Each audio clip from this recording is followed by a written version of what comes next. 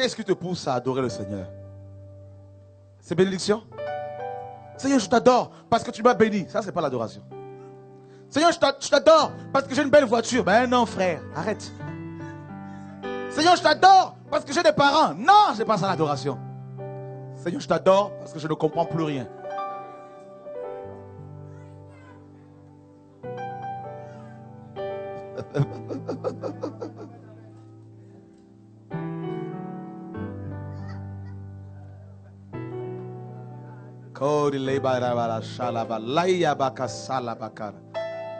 Oh Seigneur, aide-nous.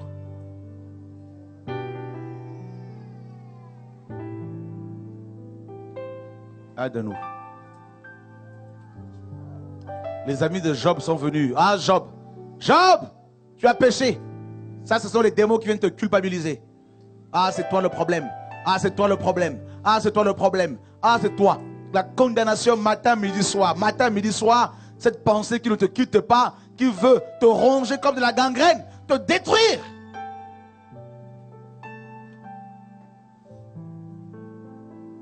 Ève était dans cette tourmente, frère. Dieu a pris son temps. Dieu a pris son temps tel un potier pour façonner sa servante.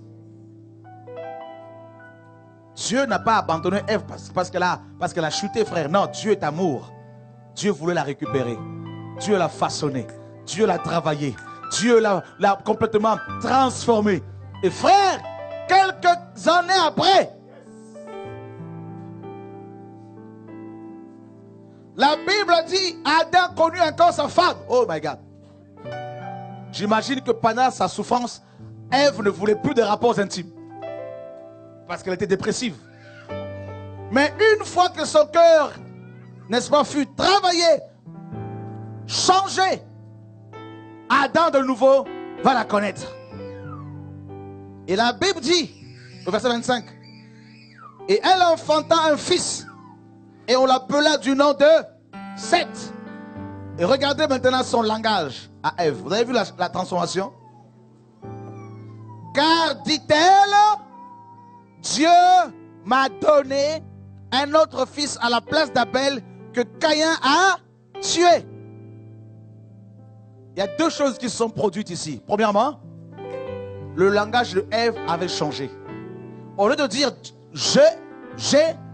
moi Ève, j'ai acquis, elle dit, non, cette fois-ci ce n'est plus moi, mais à la place de j'ai acquis, Ève dit Dieu.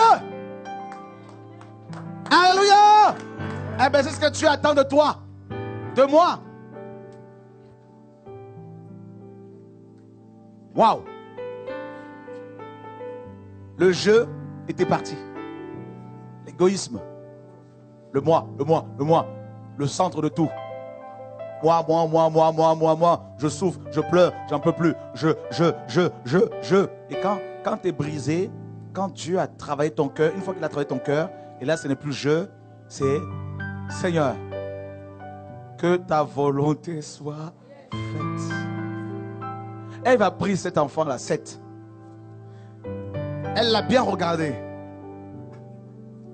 Imaginez Satan qui pouvait venir la voir pour lui dire, allez, vas-y, Ève. Dis que c'est toi. Non, Dieu m'a donné un enfant. Dieu veut que tu reconnaisses que l'œuvre qui se fait dans ta vie est son œuvre.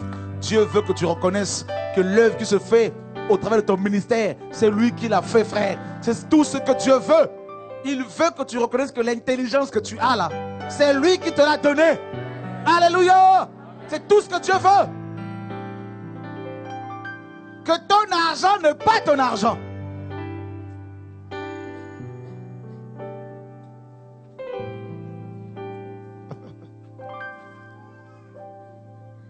Amen.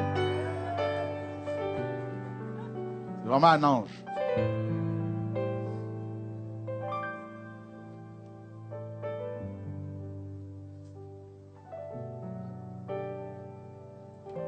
Un jour, Nebuchadnezzar, roi de Babylone, vous connaissez l'histoire, hein?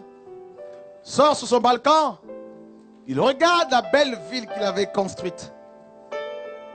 Ah, il dit, ah, moi, Nebuchadnezzar, grand roi de Babylone. Je suis puissant, je suis beau, je suis grand.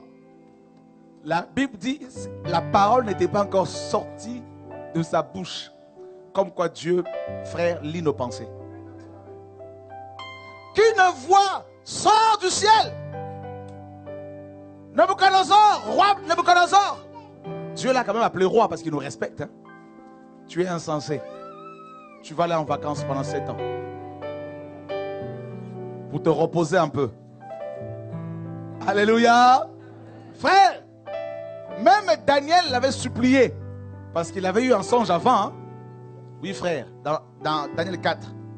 Dieu l'avait averti. Il ne fait rien sans avoir averti ses enfants. Imaginez Nabuchodonosor en forêt. 7 ans. La Bible dit, hein, les ongles l'ont poussé. Ses cheveux avaient poussé. Il était à 4 pattes. Un animal tout nouveau. Hein? Imaginez quand il a rencontré le lion. Et comme il y avait un interdit sur lui, aucun animal ne pouvait le toucher. Les vipères déviées, hein? Hop, s'écartaient de lui. Les lions, tout son monde là.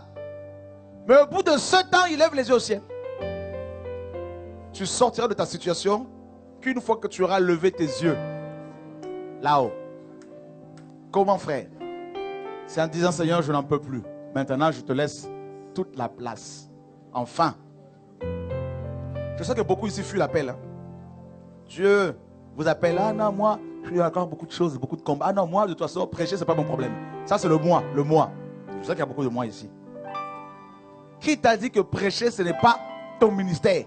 Je prends juste un exemple. Qui t'a dit ça? Hein? Qui t'a dit, frère, sœur, que ce n'est pas ton appel? Qui t'a dit cela? C'est parce que tu vois les autres tomber et toi aussi tu te dis non, je ne veux pas tomber, alors je ne veux pas prêcher comme les autres. Ça c'est toi. Mais tu ne sais pas que tu te mets dans des problèmes. Dis à ton voisin, des problèmes. Vous êtes fatigué? Écoutez, qu'est-ce qui manque au Seigneur de changer le cœur de ton mari? Honnêtement. Qu'est-ce qui manque au Seigneur de venir prendre ton mari, de l'amener en enfer, de lui montrer tous les gens qu'il connaît qui sont morts et en enfer, afin qu'il change radicalement? Posez-moi la question, qu'est-ce qui manque au Seigneur? Rien. Vous êtes d'accord avec moi? Rien. Mais pourquoi ne le fait-il pas? Demandez-moi pourquoi. Parce que le problème c'est toi. C'est moi. Parce qu'il veut nous changer. Parfois nous croyons être totalement changés. Mais ce n'est pas vrai.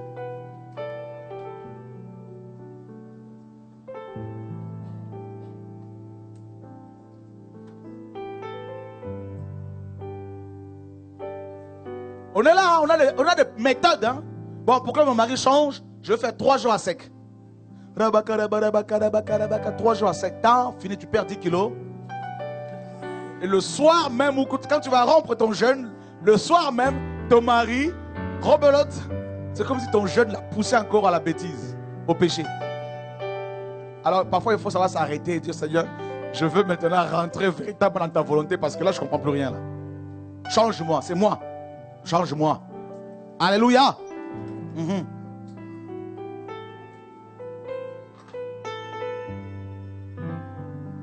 Frère, Ève, la deuxième chose qui s'est produite en elle, au verset 26, Seth eut aussi un fils et il l'appela du nom d'Enoch.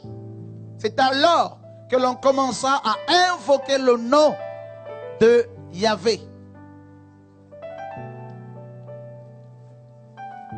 La première chose que Ève a faite après son brisement, c'était de donner toute la gloire au Seigneur. Et la deuxième chose, c'est l'adoration. Les hommes ont commencé à invoquer le nom du Seigneur. C'est pour cela que nous pouvons comprendre que Adam et Ève étaient sauvés. Parce que les hommes ont commencé de nouveau à invoquer le nom du Seigneur. Hier, quand tu avais des problèmes, tu invoquais les hommes. Tu faisais appel aux hommes. Tout de suite. Ça, c'est humain. Quand on est confronté à une difficulté, la tendance, on a souvent tendance à appeler rapidement les amis. Tout de suite. Réfléchissez bien. Quand vous vous retrouvez dans une difficulté, quelle est votre première réaction? Très souvent, c'est le téléphone que l'on prend. Tu vois. Hein? Alléluia. Tu es face à une personne qui pique une crise.